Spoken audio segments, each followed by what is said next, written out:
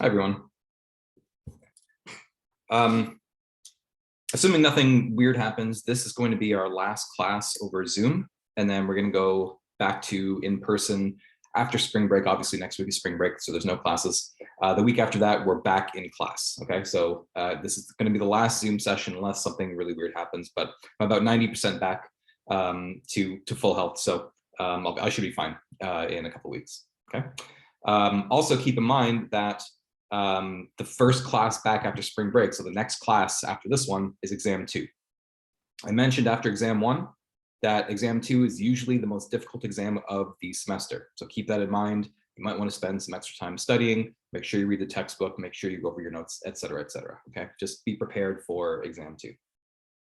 I made the study guide for exam 2 visible on Canvas, so you should have access to that now. Just verify that you have access to that, but you should have access to it. The material that's going to be covered on exam 2 is everything we've covered since exam 1. So the last thing we talked about for exam 1 was the spotlight effect. So immediately after that, we talked about, I think it was self-monitoring and self-presentation. It's the last few slides in the self section, so you're responsible for that. And then social cognition, attributions, attitudes, cognitive dissonance, and self-perception theory, which we're going to talk about today. Okay, so we should finish this section by the end of today's class. You're responsible for the end of the cognitive dissonance section. No, I don't include the answers to the study guide. The study guide is really more of a mechanism to test yourself. So as I always recommend that you do, is study everything first before you go to the study guide, and then just pull up the study guide, put away your notes, and ask yourself questions from the study guide. And if you can answer those questions without referring to your notes, then that should give you an indication that you have you know the answers, that you're prepared going into the exam. Yes, I can make the quizzes for Top Hat available. Let me make a note of that. Maybe remind me at the very end of today's lecture, and I will do that. Okay, but I made a note of that here. Also, the exam 1 extra credit, Laura currently has, she's entering that right now, I think, and either by the end of today or by tomorrow at the latest, that extra credit will be up in Canvas. So don't worry about that. Okay, so with that being said, I'm going to share my screen with you guys. And we're going to continue talking about cognitive dissonance theory.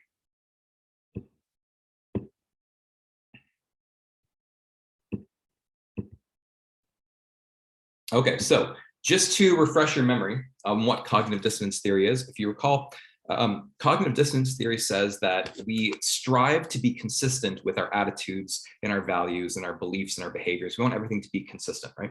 But sometimes we engage in a behavior that conflicts with an attitude. And under those conditions, we experience this negative aversive arousal. We feel uncomfortable. We feel like hypocrites, basically, if we do one thing and say another, right? That is known as cognitive dissonance. And cognitive dissonance theory is all about how we're motivated to get rid of that negative arousal, that cognitive dissonance. So we talked about 5 ways that we have of getting rid of that arousal. We talked about changing attitude, changing behavior, et cetera, et cetera.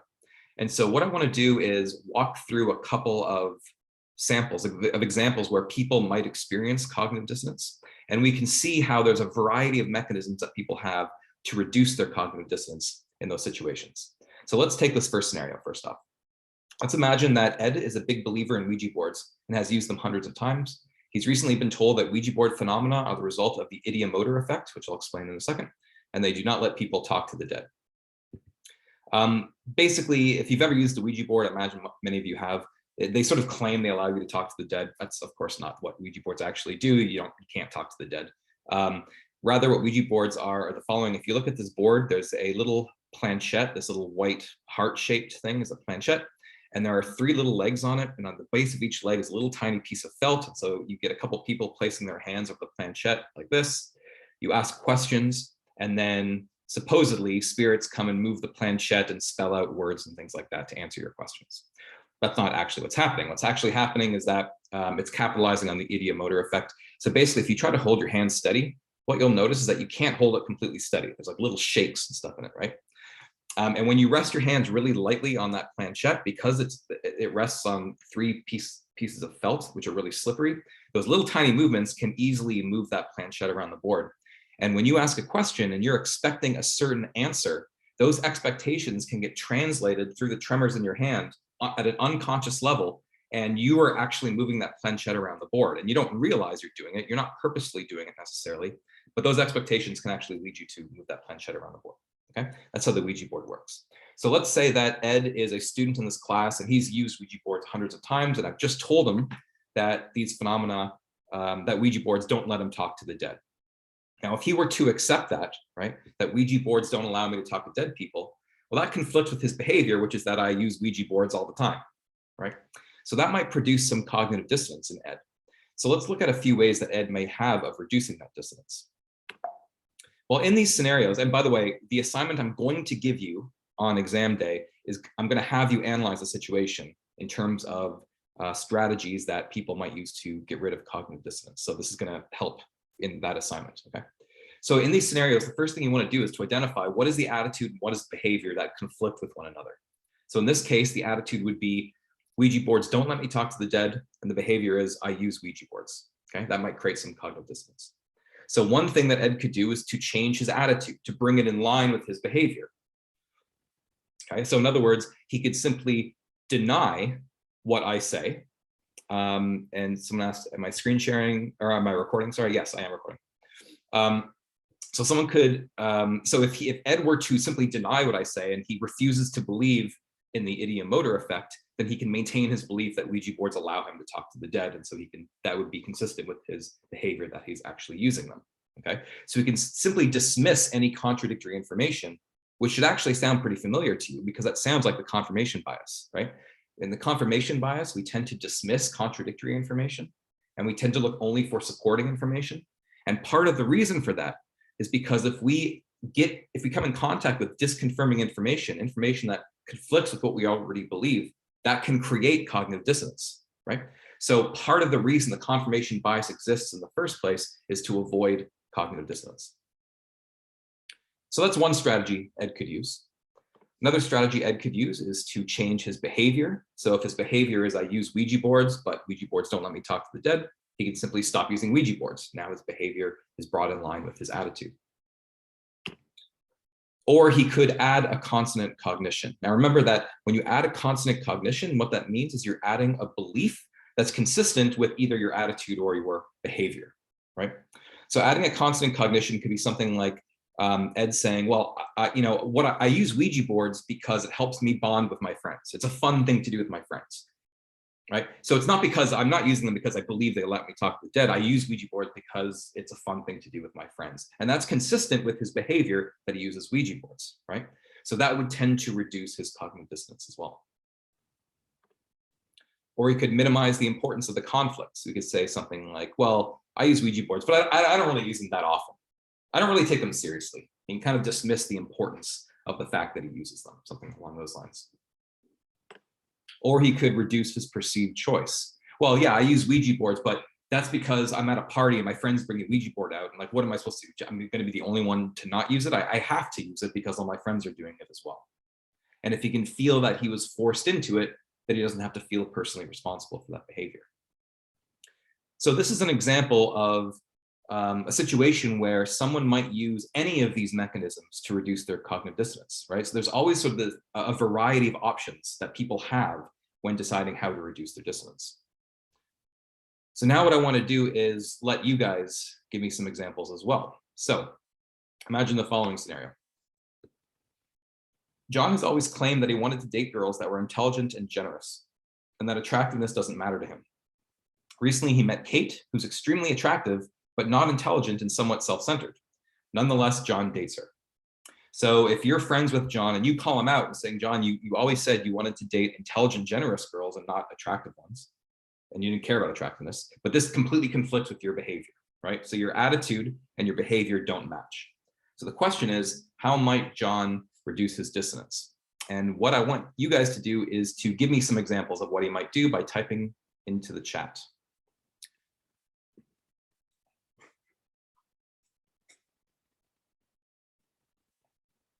So what might he do? Keeping in mind that we've got these 5 different dissonance reduction mechanisms, how might he use them in this case?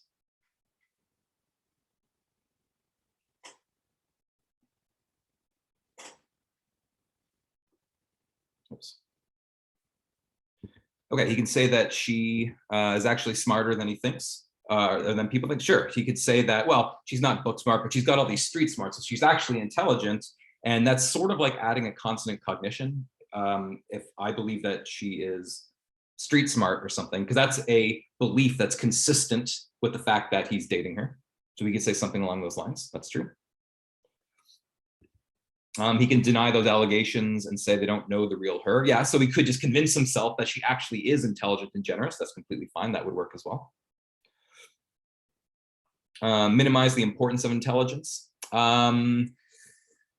That's hard to do because if he's previously stated that intelligence is important, that would be conflicting with that prior statement. So that's kind of tricky to do that way.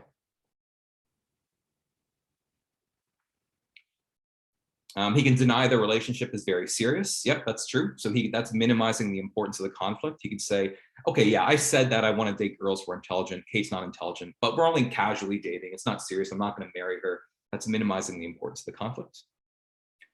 He could say she was so attractive he couldn't stop himself from dating her. Yeah, I guess that's one way to do it. That's kind of like reducing perceived choice, feeling like you were forced into it.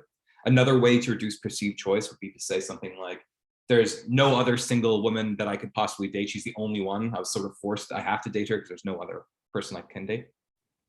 You can say she has other qualities that are good. Yep, so that would be adding consonant cognition. So he could say something like, wait, did I not say how important loyalty is? Like loyalty is really important and she's really loyal, right? So he's adding a new belief that's consistent with his behavior that he's dating her.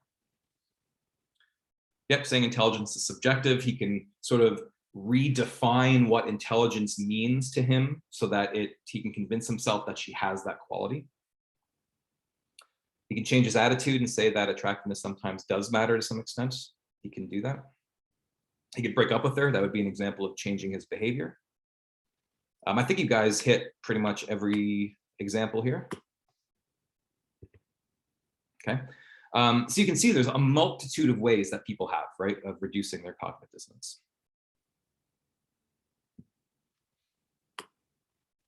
You have plenty of food to eat and receive high quality medical care. Millions of people in the world are starving and don't have access to the simplest of medical treatments. If you gave more money to charity, you could save lives.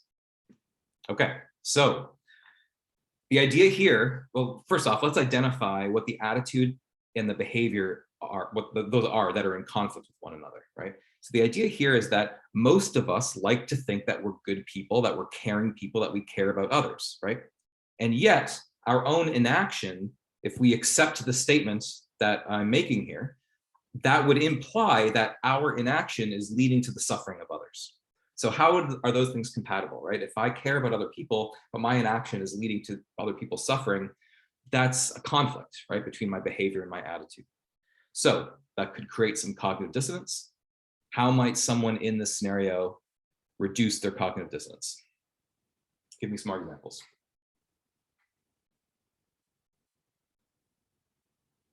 Give to charity, sure. So that would be an example of changing your behavior, right? If you start giving money to charity, that's now consistent with my attitude that I care about other people. So that would resolve dissonance. That's one way, sure. There's many other ways. Minimize the effect of giving to charity has on improving poverty, sure. So you could say something like, well, I could donate money, but all that money just goes to the worker. It doesn't actually get to the people in need. It goes to the CEO or whatever. Right? So in that case, it doesn't really matter that I don't donate money because it's never going to get to the people in need. So you're sort of minimizing the importance of the conflict in that case. Yeah, you could decide you're actually not caring. Yeah, you can change your attitude about yourself and say, you know, actually, I don't care about people. That would reduce your dissonance in a sense, although it could create some other self-concept issues.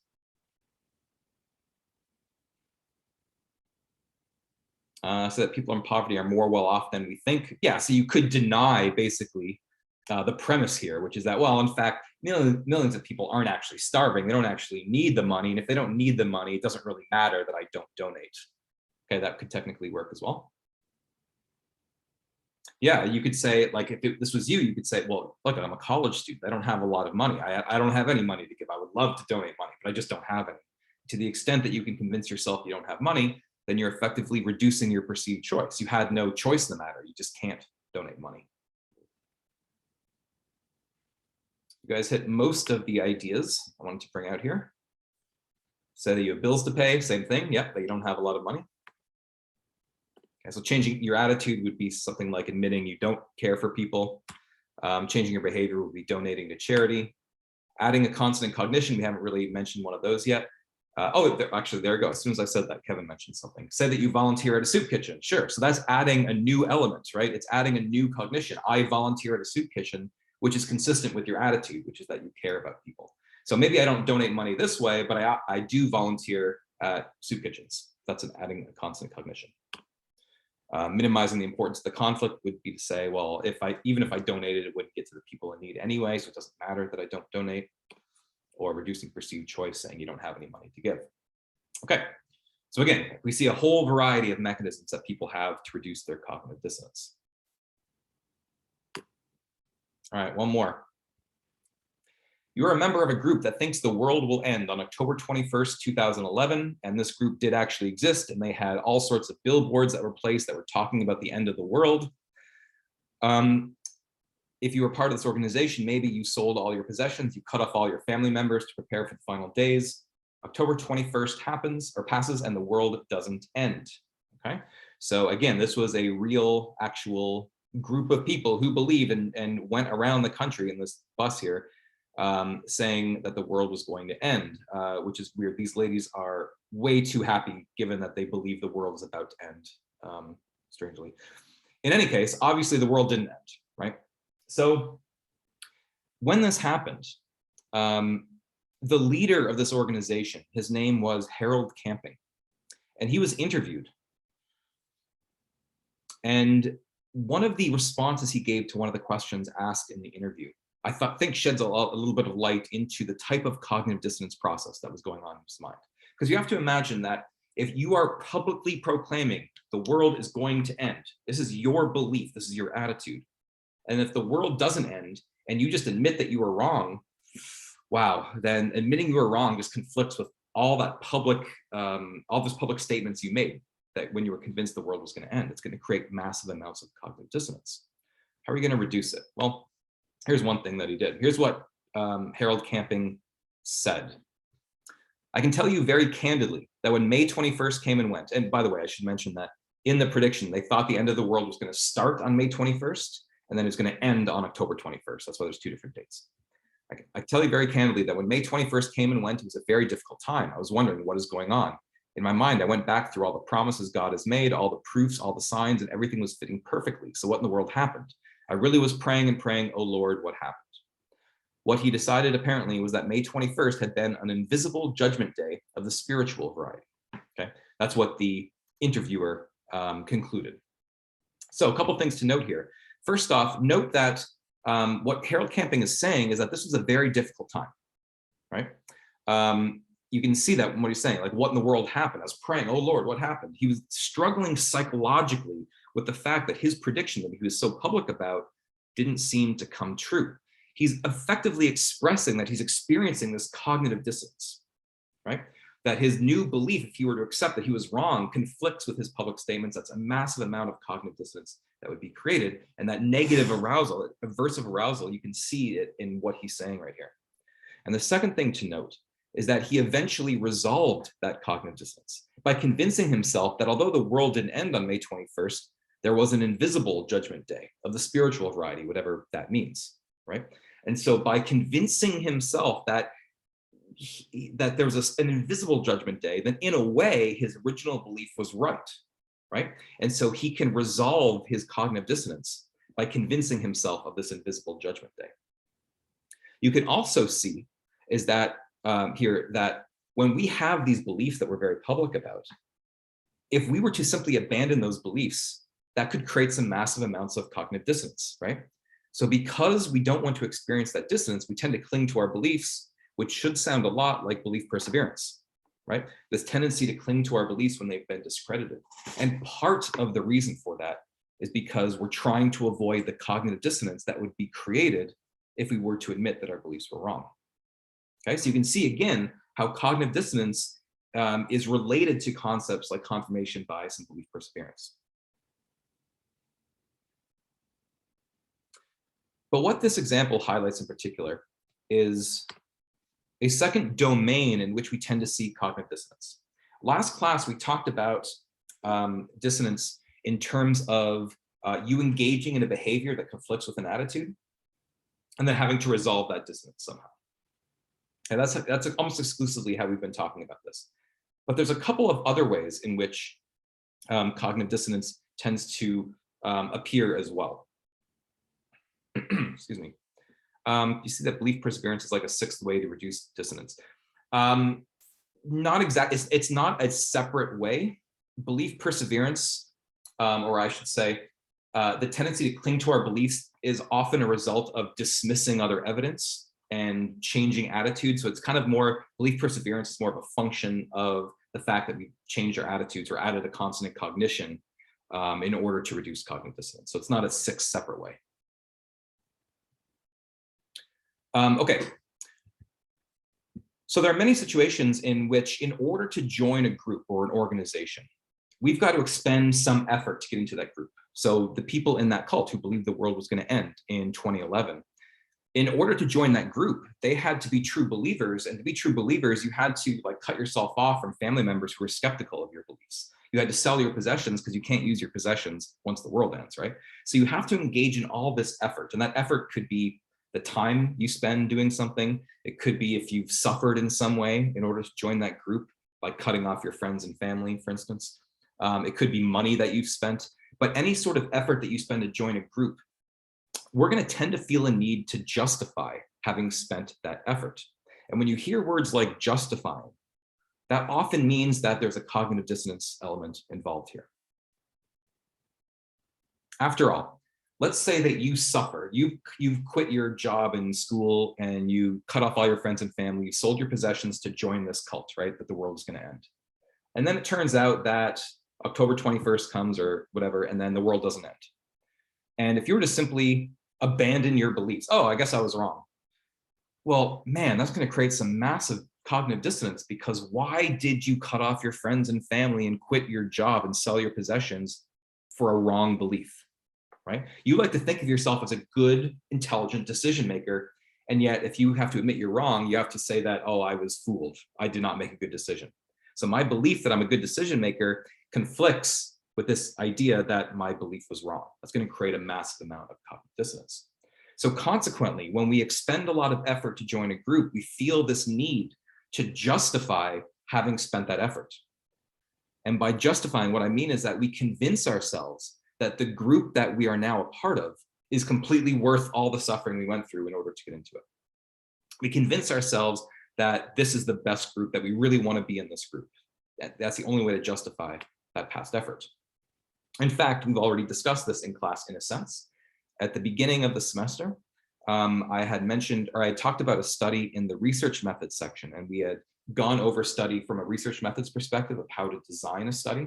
And I had mentioned at the time that we were going to come back to this study to talk about the theoretical ideas behind it. And now is that time when we're doing that. So just to refresh your memory about what happened in the study, this is a study done in the 50s or 60s.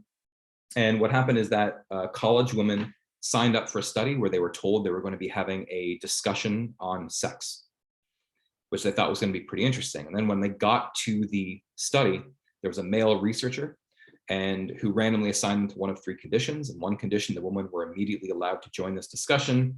In a second condition, they had to read off a list of mildly sexually suggestive words, not too embarrassing though. And in a third condition, they had to read off a list of very explicit sexually related words, okay, which is kind of embarrassing for them to do in front of this strange male experimenter. Now, what the researchers were doing is testing this prediction based on cognitive dissonance theory, that if we suffer for something, then that's going to lead us to have to justify that suffering, which we will do by convincing ourselves we really liked the group. So they believe that the women who embarrassed themselves by reading off this list of X-rated sexually suggestive words, that they would convince themselves that it was worth it by convincing themselves that this group was really, really interesting. So after they were randomly assigned to one of those conditions, they all joined a discussion where they were put in a private booth. They put headphones on, they were talking into a microphone. And well, they were told actually that it was their first, because it was their first day, they weren't actually going to be talking. And they actually listened to a tape recording of a discussion about the secondary sexual characteristics of invertebrates like beetles. Basically, what they heard was one of the most worthless and uninteresting discussions imaginable. That's how the authors, the researchers of that study, describe that discussion. Okay, they deliberately made it to be completely uninteresting to see if the women who embarrassed themselves by reading off that list of sexually suggestive words would convince themselves they actually really liked the discussion in order to justify why they embarrassed themselves. I don't know why this is not showing my graphs ever, but okay, here we go. So this is what happened.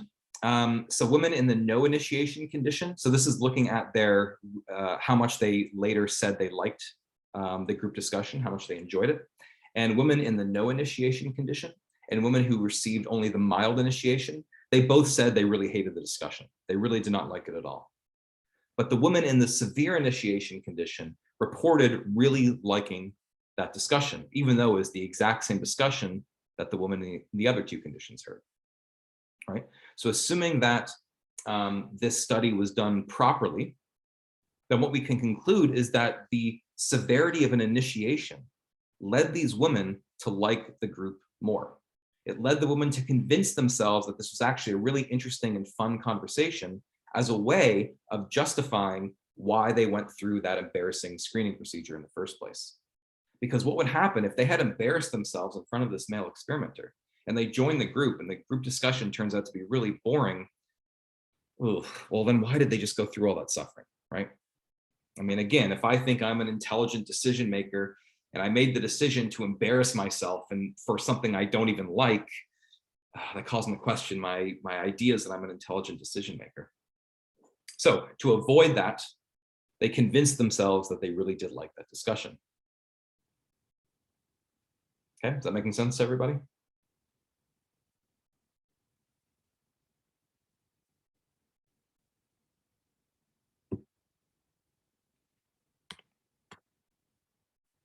Excellent. You sometimes see this with things like hazing rituals. So maybe in order to join a fraternity or something, there's some sort of like initiation week or something along those lines. And what some research has shown that those sorts of initiations will tend to lead people to like that organization more once they're actually in it, which on the surface can seem counterintuitive because after all, these are the people who made you suffer during this initiation, right? They made you suffer, they hazed you to join the group, and now you like them more because they made you suffer. It seems counterintuitive until you understand cognitive dissonance theory. Because once these people get into that fraternity or whatever it is, they need to justify the fact that they willingly subjected themselves to all that torture, right? To all that suffering to get into that group. So they justify that by convincing themselves this is the best group I could be in. This is that was totally worth all that suffering I went through.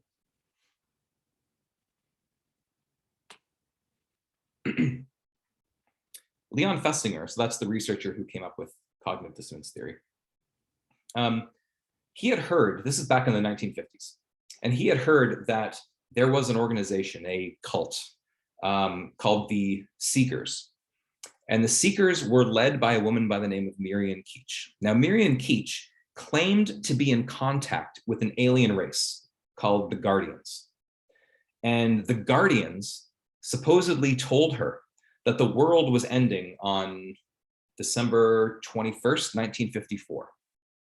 What was going to happen is that, according to the Guardians, was that there's going to be a giant flood, a giant worldwide flood, and everyone on the earth was going to be killed in this giant worldwide flood on December 21st, except for members of the Seekers, members of that cult. Basically, at midnight the night before, these Guardians were going to come down in their spaceship and take all the people of this cult aboard the spaceship and save them before everyone else in the world was killed by the flood. Okay. Now, Leon Festinger heard about this cult, and he was pretty sure the world was not going to end. He was pretty sure that they were wrong, these people, right? But the thing is, in order to join this cult, all the people had to, as I said before, sell their possessions, quit school, quit their job, cut off their family, cut off their friends, cut themselves off from anybody who didn't believe that the flood was coming. So they had to give up everything in their life, basically, to join this cult. And Leon Festinger knew that his own theory, cognitive dissonance theory, would predict that those people, when they discovered that the world doesn't actually end on December 21st, when it doesn't actually end, that they were going to have to experience massive amounts of cognitive dissonance, right? They were going to have to somehow face up to the fact that they had quit everything in their life, cut off all their friends and family for a belief that was wrong. And Festinger knew that that was going to create massive amounts of cognitive dissonance. And he wanted to know, how would they deal with that cognitive dissonance? What would they do? How would they justify everything they've done? So what he did is he went undercover into this cult. He went into the cult and went to their meetings and learned about their beliefs and met all these people in there. Okay. So what happened is that in the lead up prior to December 21st, this cult they didn't really talk to a lot of people, right? They were pretty closed off. They kind of cut themselves off from the outside world because the outside world didn't really believe in the same things they did, right? So they cut themselves off. And the night before, on the night of December 20th, all of the cult members gathered in one location. And remember that they believe that at midnight that night, this alien ship is going to show up and rescue all of them, okay?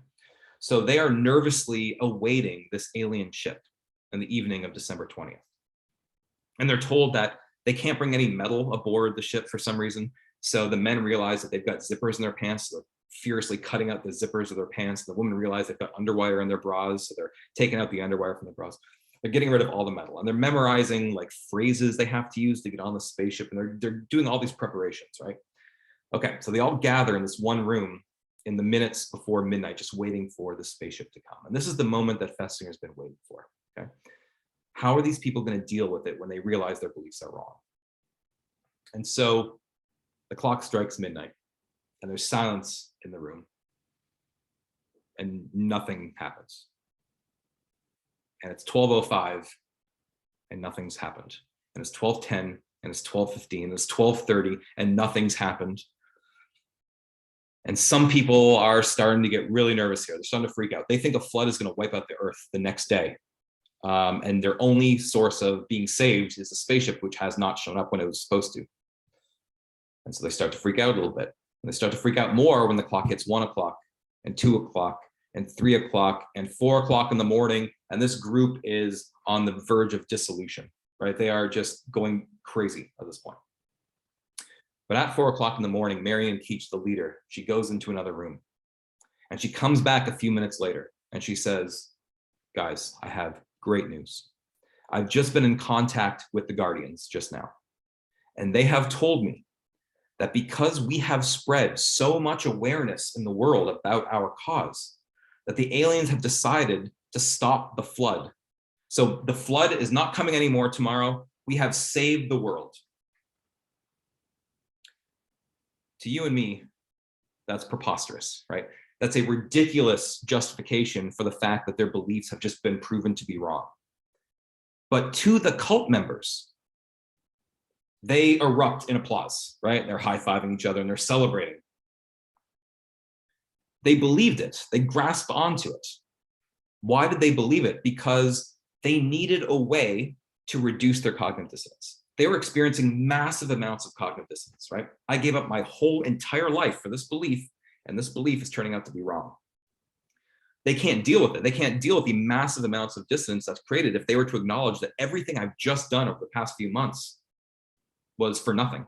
I've just ruined my life for this false belief. They needed something to grab onto. They needed a way to justify having sold all their possessions and everything else. And so when Marion Keach provided them with that opportunity by saying, we've saved the world, well, they can latch on to that. Because if I can believe that I saved the world, that justifies having quit my job and quit school and cutting off my family and friends. That justifies that. So they believed it, not because it was the logical thing to do, but because they needed to psychologically in order to reduce their cognitive dissonance. In fact, you can even see this in some of the quotes from the cult members. So these are some quotes from the cult members in the days leading up to when the flood was supposed to happen. Okay, so this is before they were told that they had saved the world. So here's one. I have to believe the flood is coming on the 21st because I've spent all my money. I quit my job. I quit computer school. I have to believe. And if you read this, It doesn't seem to make sense, right? I have to believe a flood is going to wipe out the world because I've spent my money. What? Or because I've quit my job. What does that have to do with anything? There's no logical sense there. But when you understand cognitive dissonance theory, it makes all the sense in the world. What they're literally saying is, because I expended all this effort and because I spent all this money and quit my job, that is literally what's leading me to have to believe that this flood is coming, because it's the only way I can justify having done those things. And you get the same sort of sense in the second quote from another cult member. I've had to go a long way. I've given up just about everything. I've cut every tie. I've burned every bridge. I've turned my back on the world. I can't afford to doubt. I have to believe, and there isn't any other truth. And again, what we're seeing here is this person saying, I have to believe. I can't afford to doubt because I burned every bridge, because I've turned my back on the world. Again, they're not saying I believe in this because of the logic behind it. I believe in it because of all the effort I've expended. That's what they're saying, right?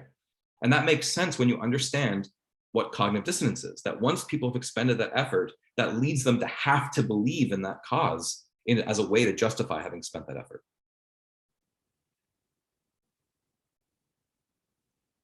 Okay, so we often do that, right? We justify having expended effort in order to join a group or something. Okay, so a third domain in which we tend to see cognitive dissonance effects is when we have to justify difficult decisions. Because there are many times where we have to choose between two things. Okay, it could be like which of two colleges to go to. It could be which of two products do you want to buy, which of two cars do you want to buy, for instance, which of two people do you want to date, whatever it is. Whenever there are many situations in which we have to figure out which of two very close options do we want. And when that happens, we can struggle to make that decision ahead of time. But once we make that decision, we feel a psychological need to justify the decision that we made.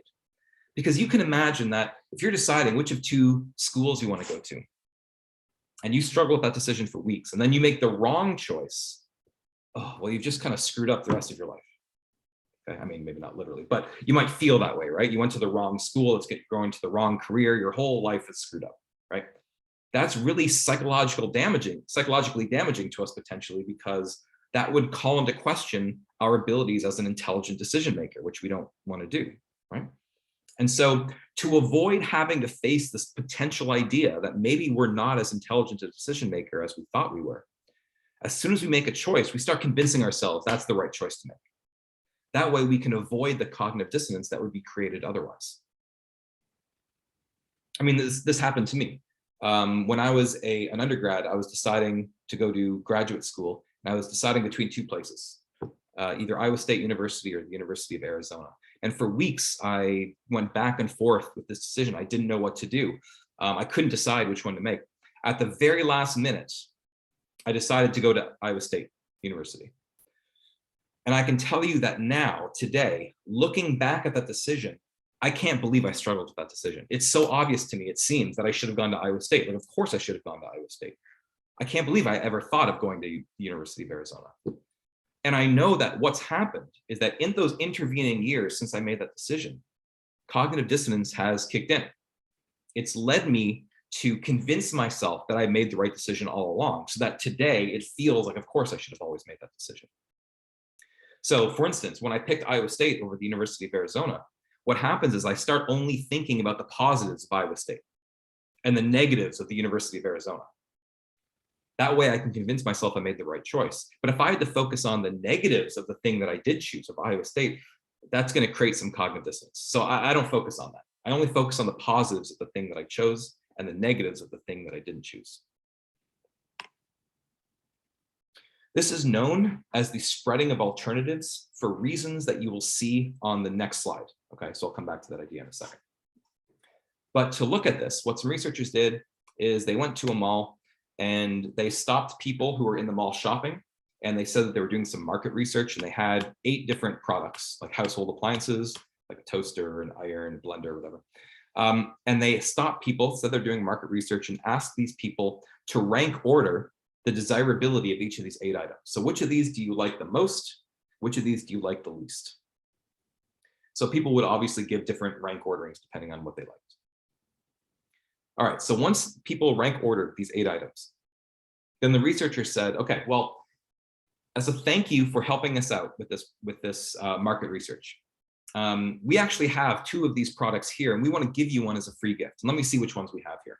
And whatever the participant had ranked as 4th and 5th most desirable, the researcher said, oh, these are the 2 items that we have for you to choose from. Now, which of these 2 items would you like? And so the shopper, the participant, takes one of those items. And once they take that item, once they've chosen that item, the researcher then says, okay, before you go, I just want to have you re-rank all these items in terms of how desirable they are. So what I'm going to show you is the rated attractiveness of the product. Okay. So remember that before the choice, before they chose which of those 2 items they wanted, they were roughly equally rated, right? Because one was ranked 4th, one was ranked 5th. They're basically equivalently rated by the participants, okay? So the item that would be chosen and the item that would be unchosen are roughly the same. But what happens is that after people make the choice, people feel the need to justify the choice they made, right? So let's just say they chose to take the blender over the toaster, okay? If they chose the blender, then all they think about are the positive things of the blender.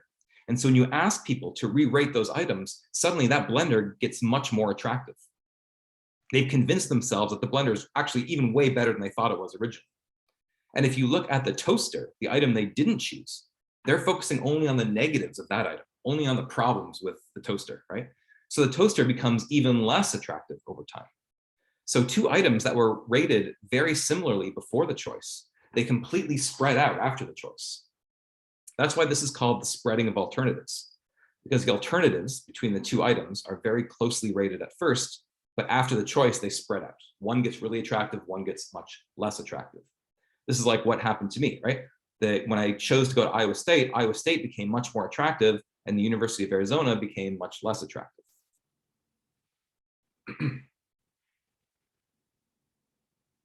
Okay, so what this means, of course, is that there are going to be many times in your life where you're struggling choosing between 2 things.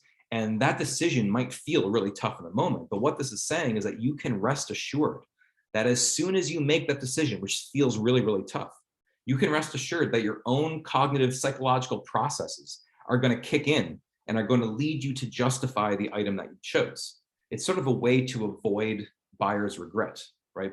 Like buying something or choosing something that you didn't really want, which is psychologically hurtful to us. But you can rest assured that your own cognitive dissonance reduction processes will attempt to ensure that you are happy with the thing that you chose.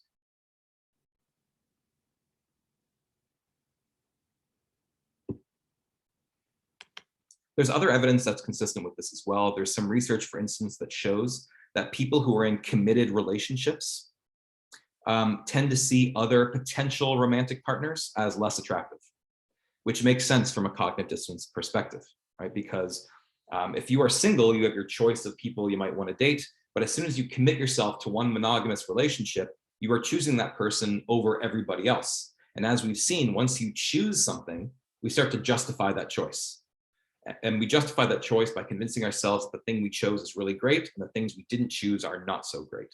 So once people get in committed relationships, they tend to see others as less attractive. Now, there's limits to this, of course. You could end up that you're really miserable with the person you're with, in which case that's your psychological mechanisms aren't going to be strong enough to overcome that issue, right? But all else being equal, generally speaking, in a committed relationship, people will see others as less attractive, at least at the beginning.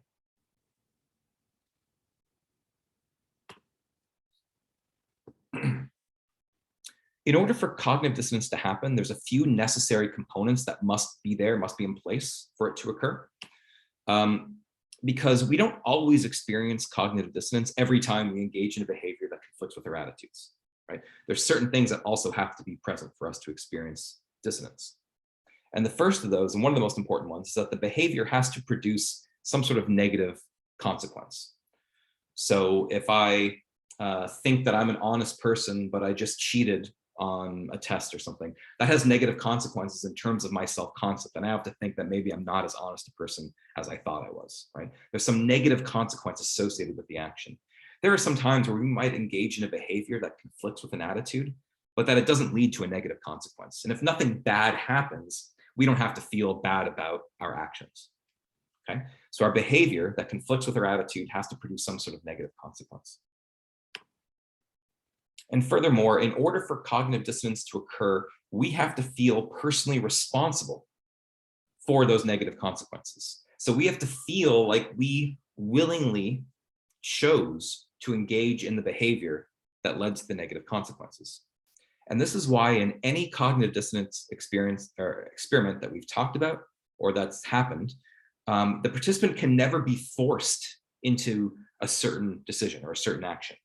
So if you think about the original cognitive dissonance experiment we talked about last class, where people told another person how much fun a study was, they were lying, right?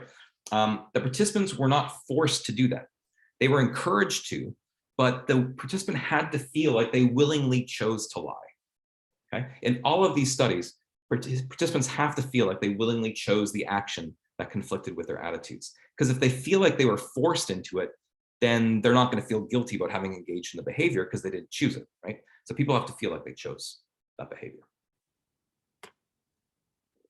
Thirdly, and this is a really key point, especially for the next 15 minutes or so, is that cognitive dissonance, by definition, is an aversive sense of arousal. It's negative. It's a negative subjective feeling you get when you feel like you're kind of hypocritical or something along those lines. Okay, that physiological arousal is, at least theoretically, measurable. You could hook people up to certain machines and you can measure that physiological arousal. It actually exists at a physiological level. And that's going to be important when we contrast cognitive dissonance theory with another theory, which we're going to do on the very next slide. So we're going to come back to that point. This fourth point is a little trickier, but the basic idea is that you only experience cognitive dissonance if you experience that physiological arousal, but you have to realize that that negative physiological arousal you're experiencing is due to the fact that your behavior conflicted with your attitude. If you think that you're feeling that weird feeling for some other reason, then you don't experience cognitive dissonance effects. So you have to attribute that own negative arousal state that you have to your behavior, that your behavior caused you to feel that way. But the most important, at least for our purposes now, as I mentioned, the most important one of these components is number 3, this physiological arousal idea. I'm going to throw a bit of a twist into things for the next 15 minutes. So this theory comes out in roughly the 50s, like the late 50s, really. Okay. And hold on, I'm just getting a question here. Is it not possible to feel cognitive dissonance if we are not aware of the behavior? Okay, that's a trickier question than it first appears, because they have done studies on cognitive dissonance with people who have an inability to form new memories.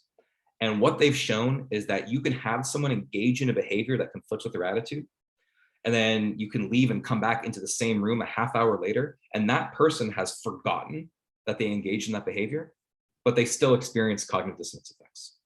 So in that sense, people don't have to be aware of their behavior. However, they have to be aware at one time that they willingly chose a behavior. So at the time they engage in the behavior, they have to be aware that they're willingly choosing it. But at a later time, they could have forgotten that they experienced or that they engaged in that behavior. I know that's a little bit confusing, which is why I didn't really get into it. So it's a little bit of a tricky question. But it's a good question for sure. Okay. So cognitive dissonance theory came out in the 1950s, as I mentioned. And for the next 10 or 15 years, this was like the dominant idea in social psychology. Everyone was doing research, looking at the various implications of cognitive dissonance theory and trying to refine the theory and all sorts of other stuff. There were like thousands of studies published on this topic. And then in the 1970s, 1972 in particular, a researcher came along and basically said, all of these studies that you guys have done over the past 15 years are all wrong. This researcher was named Daryl Bem. And Daryl Bem proposed something we've already discussed in this class, something called self-perception theory. Okay, self-perception theory He initially proposed it as an alternative, as a different explanation to cognitive dissonance theory. And he said that his theory, self-perception theory, can explain every single study that's ever been done on cognitive dissonance theory, but he can do it in a better way. And when I say better, what I mean is his claim is that he can explain cognitive dissonance, all these effects, without having to postulate the existence of actual physiological arousal. And that's important because if you recall, which you may or may not, in the first couple of weeks of class, I talked about criteria that make a good scientific theory. And one of those criteria was that a good scientific theory is one that is simple.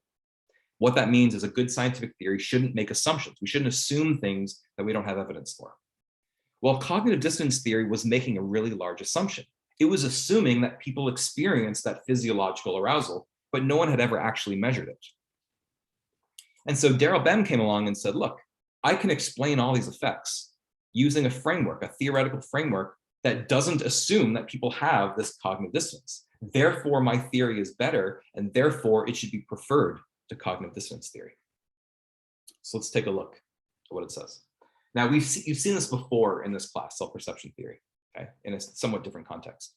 But the basic idea that Bem has is that when people are trying to figure out what their attitudes are towards something, they think about their own past behavior, right? And they infer, they come to a logical, rational conclusion about what their attitudes must be based on their past behavior and the context in which that behavior occurs.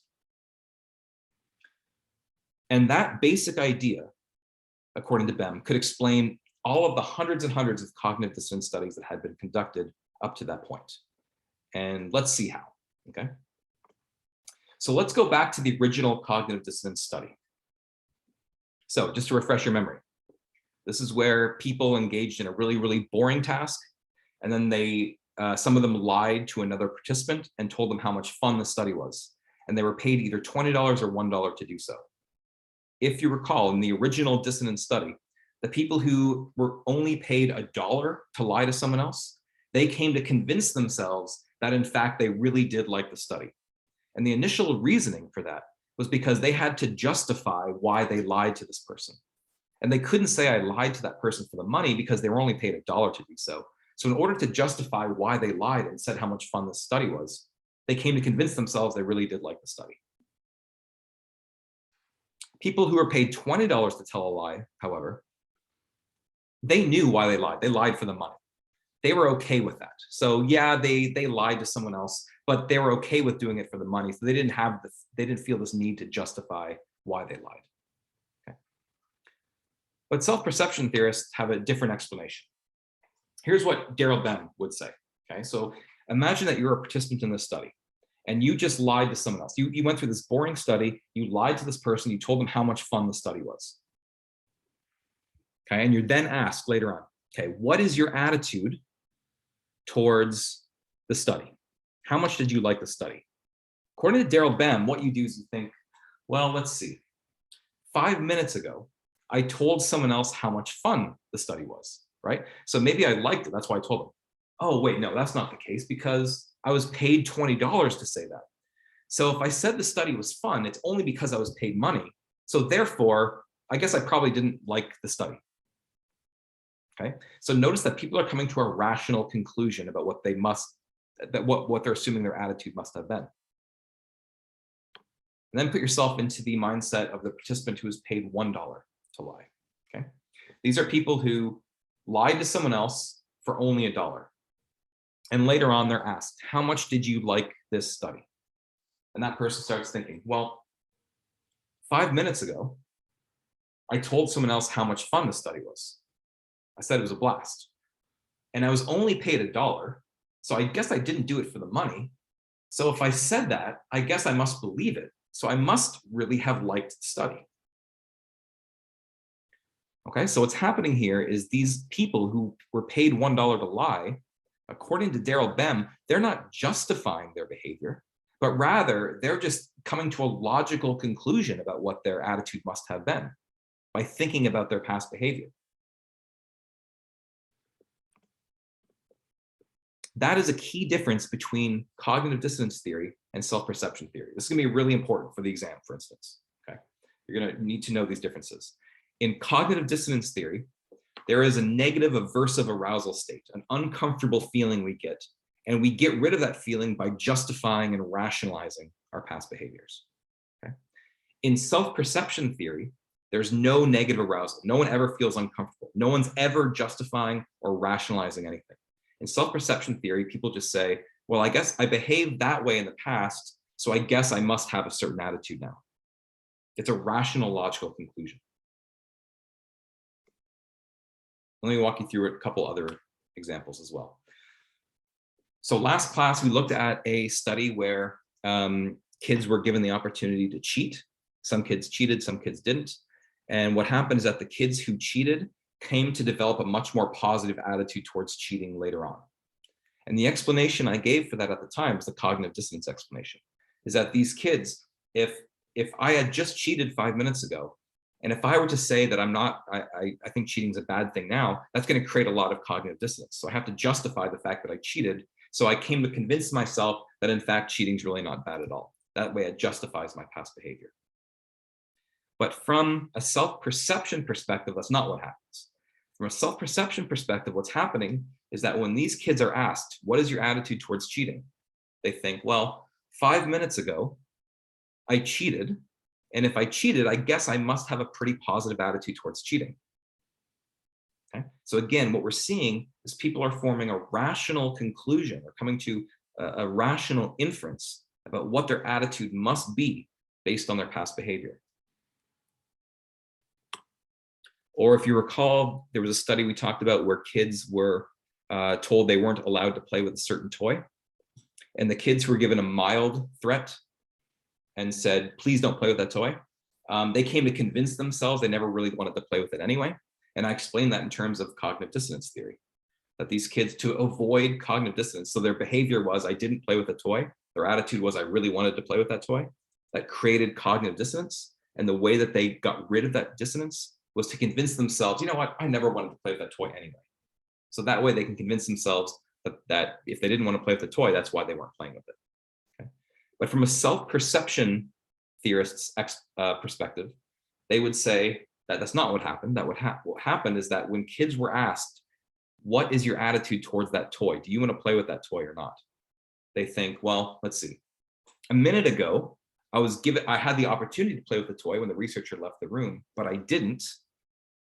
And I wasn't threatened not to play with it. So I guess if I didn't play with it, it must be because I don't want to play with it. So they came to convince themselves they never really wanted to play with the toy. So again, we're seeing that in that perspective, kids aren't rationalizing their past behavior. They're simply coming to a logical explanation for why it's the case. Okay, is that sort of clear to people? The difference between cognitive dissonance theory and self-perception theory? It's an important distinction between the two.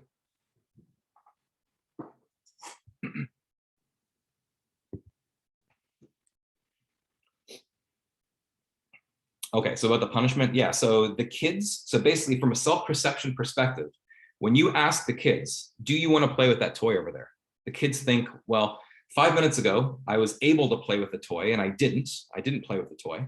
And if I didn't play with the toy, I guess I must not want to play with the toy, right? So they come to a rational conclusion about what their attitudes must be.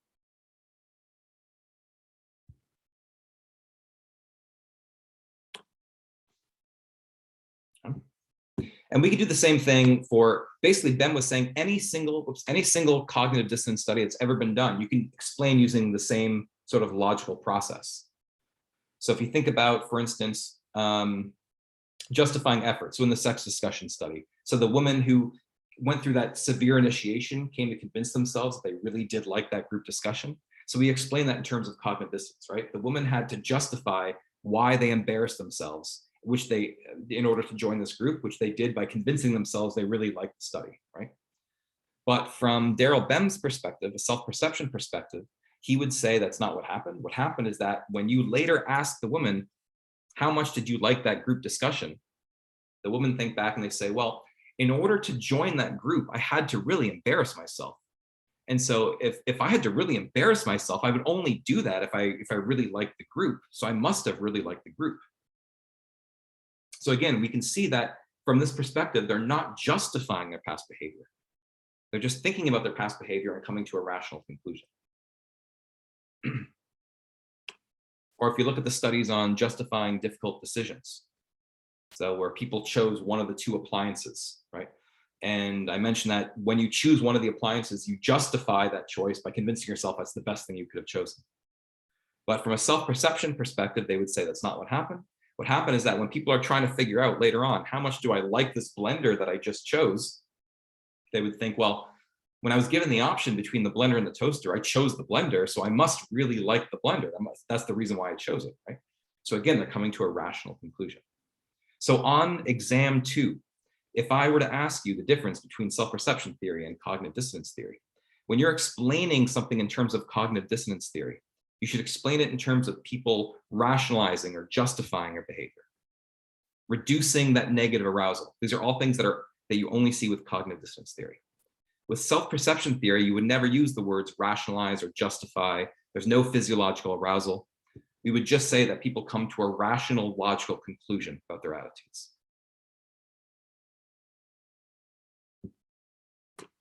Okay, so which of these theories is actually correct? Well, it turns out that later studies show that they're both correct in different circumstances. And the basic idea is that when you engage in a behavior that conflicts with your attitude, if that discrepancy between your behavior and your attitude is really, really large, that's when we feel cognitive dissonance. So let's say that you were before the 2020 election, you were supporting Bernie Sanders, who's kind of a left-wing politician, right? And then when it came to time to vote, you actually voted for Donald Trump. Well, those are very, very different perspectives. That discrepancy between your behavior and your attitude, I voted for Trump, but I said I was going to vote for Bernie Sanders. That's a really large difference. And under those situations, we feel a need to justify our behavior. That's when cognitive dissonance kicks in. But when the discrepancy between our behavior and our attitude is small, that's when self-perception theory kicks in. So maybe you were a big Bernie Sanders fan, but then you voted for Biden in the election. Okay. Well, Biden's a little different from Bernie Sanders, but it's not that different. And as a consequence, that's when we use self-perception to figure out what our attitudes must be. We don't feel cognitive dissonance when the discrepancy is only small between our behavior and our attitudes. We only experience it when it's large. Okay. So both of these theories correctly describe what people go through, just in slightly different circumstances.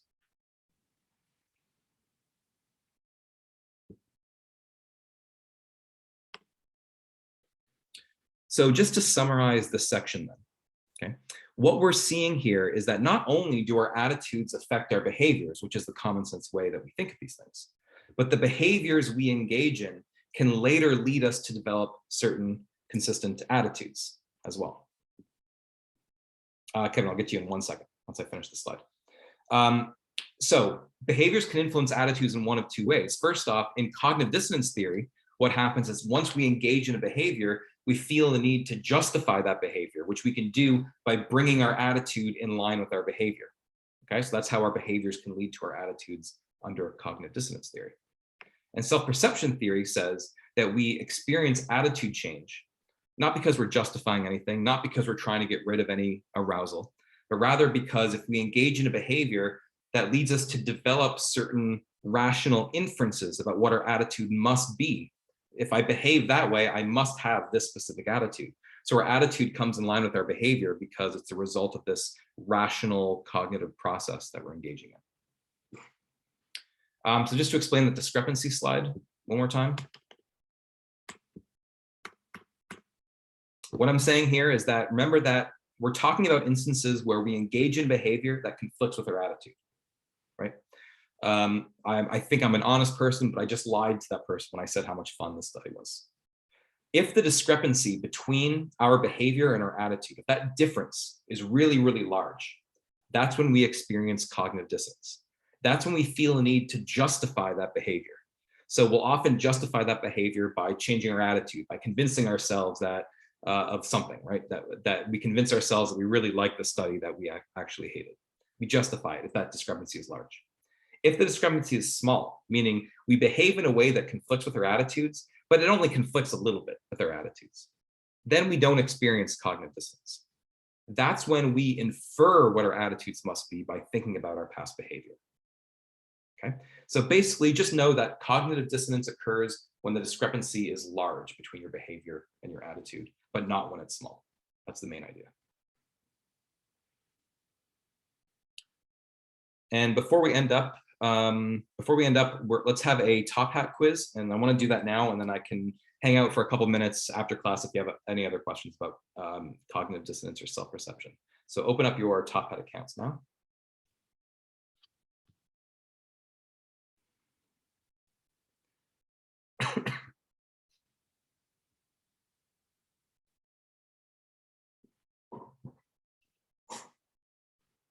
And Kevin, just to answer your question quick, the example I gave there was if you were a Bernie Sanders supporter and you voted for Donald Trump, that's a very different view. The discrepancy between your attitude and your behavior is large. So you would feel a need to justify your behavior.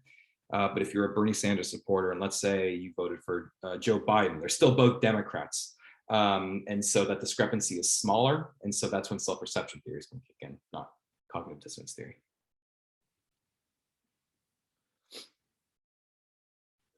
Okay, so this is quiz 4.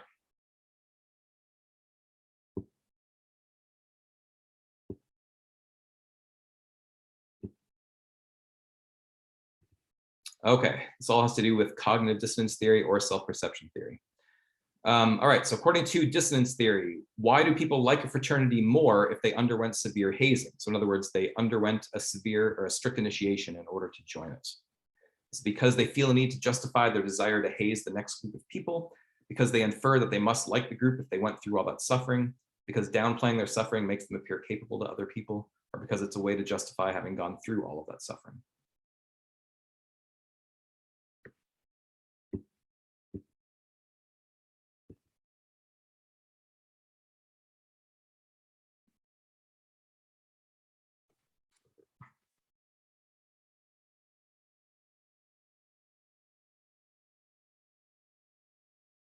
And just a reminder, if you're ever having top hat issues, you can always text your responses, text the code to this phone number right here. You can always do that if you're ever having top hat problems. And if your top hat says it's not active, it could be a couple of reasons for that. But regardless, if it says your account is no longer active, you can always text your responses, and then once it gets active, it'll retroactively fill in your responses. So still text your responses, even if that's the case, okay?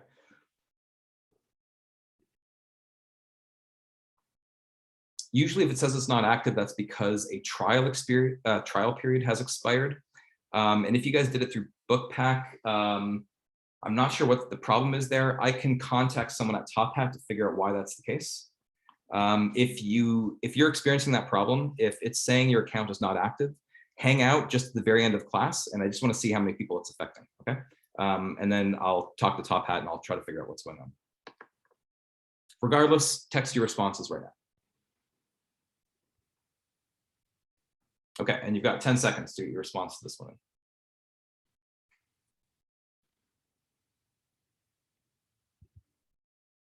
3, 2, 1. Okay, so let's see how you guys responded. D, that is correct. It's a way to justify having gone through all that suffering. Remember, cognitive dissonance theory is all about justifications. Justify is a word you're going to see in cognitive dissonance theory. B, which is what the second most common answer, this is the self-perception theory explanation of what happened. People would say, well, if I went through all that suffering to join this group, I must really like the group. Otherwise, why would I have gone through all that suffering? Right? So words like infer, that implies a self-perception theory explanation.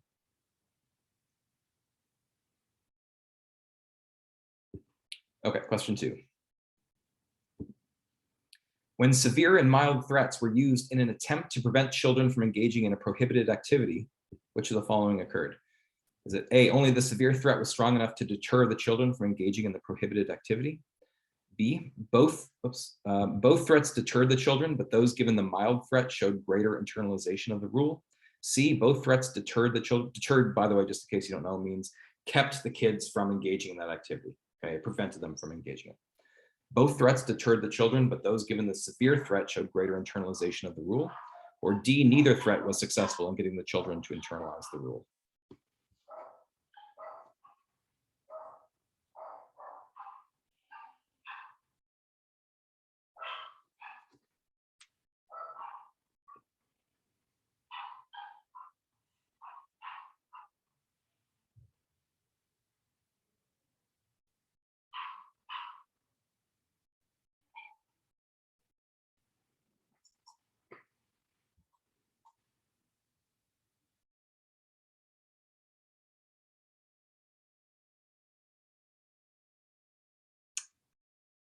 It's a little trickier. We've got about 10 seconds.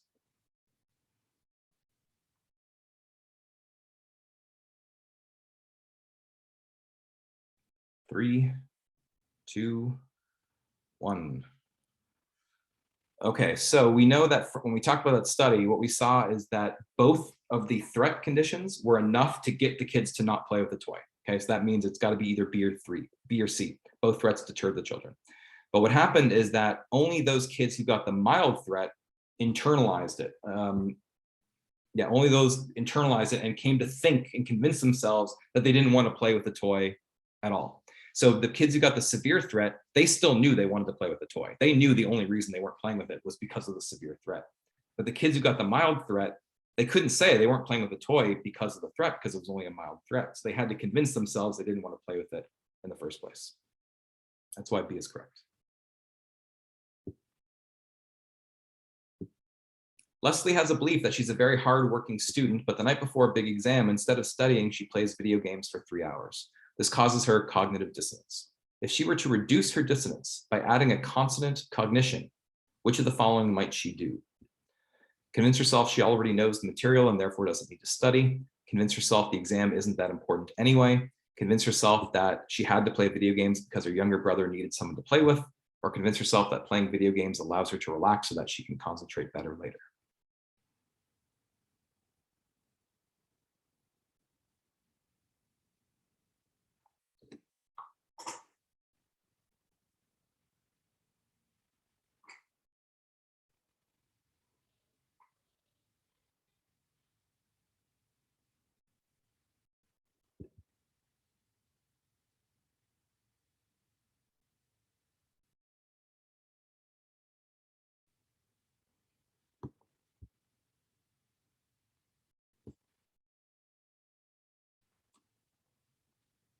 Got 10 seconds.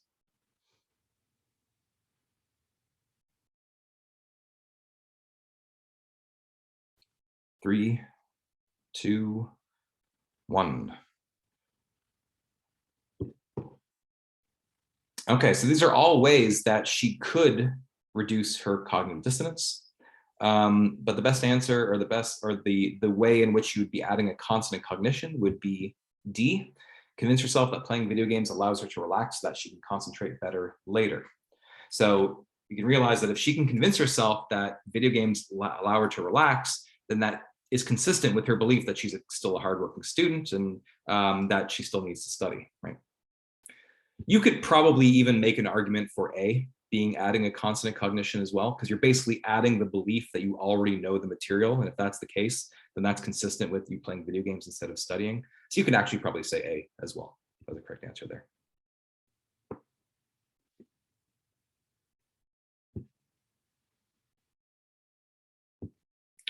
One of the main differences between cognitive dissonance theory and self-perception theory is that in self-perception theory, A, there's no motivation, B, there's no attitude change, C, people change their attitudes only if other people are present, or D, attitude change is only temporary.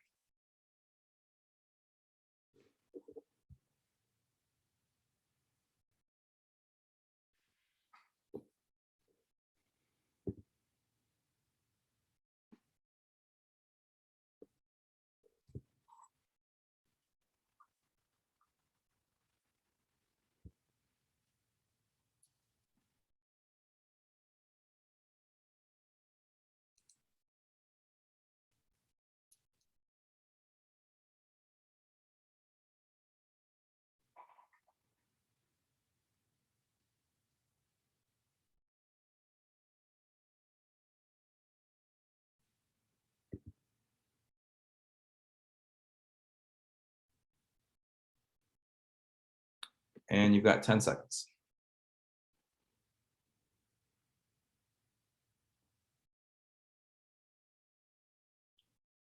3, 2, 1.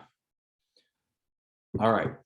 Some of you might be thinking, well, wait a second, didn't you say that self-perception theory is when you don't have physiological arousal? And that's not an option here, right? That's true. But what happens is that in cognitive dissonance theory, you have physiological arousal, which you're motivated to reduce. If there's no physiological arousal, there's no motivation to reduce it. Hence, A is the correct answer. Okay. So when I say there's no motivation, what I'm saying is that people are not motivated to come to a certain conclusion under self-perception theory. They're just coming to a logical conclusion based on the evidence. So basically, they think about what they did and they come to a rational conclusion about what their attitude must be, but they're not motivated to come to a specific conclusion. In cognitive dissonance theory, you are motivated to come to a specific conclusion. You're motivated to get rid of the arousal and to justify your past behavior. Okay, so when I say that there's no arousal in self-perception theory, that also means there's also no motivation to reduce that arousal, which is why A is correct. But of course, because I'm not grading these for correctness, everyone's getting the point for this anyway. Okay, if you had top hat issues, hang out for just a couple minutes. Otherwise, I hope you guys have a great spring break and be prepared for an exam on the Monday you get back. Okay, all right, I'll see you guys then. Thanks.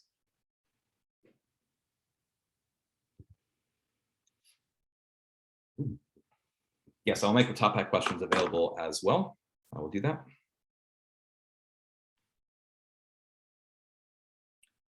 And someone asked me, is there technically no attitude change in self-perception theory? There actually is attitude change in self-perception theory. In other words, once you engage in behavior, you infer what your attitude must be. So your attitude does actually change, even in self-perception theory. Oh, shoot, I didn't give you guys the 5th question. That's all right. I'll give everybody the point for the 5th question. Sorry about that.